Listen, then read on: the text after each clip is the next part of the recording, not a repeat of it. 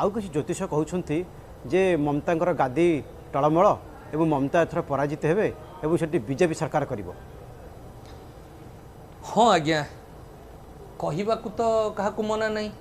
अच्छा ताले से माने को तथ्य आधार कहते मु तांको आधार कहि परिबिनी जेमती मु आज देखुतली जन को बहुत बड़ ज्योतिष बोली कहउची जने महिला को किंतु सी कहते 2011 मसीह बृहस्पति सी थिले मिथुन राशि रे।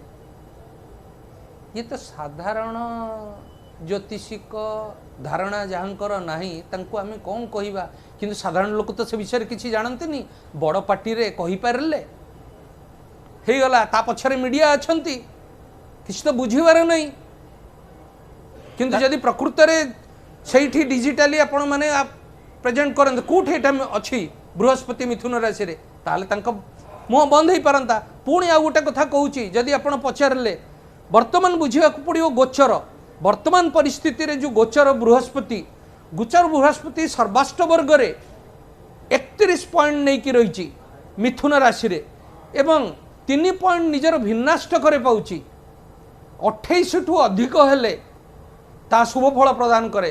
तेणु बृहस्पति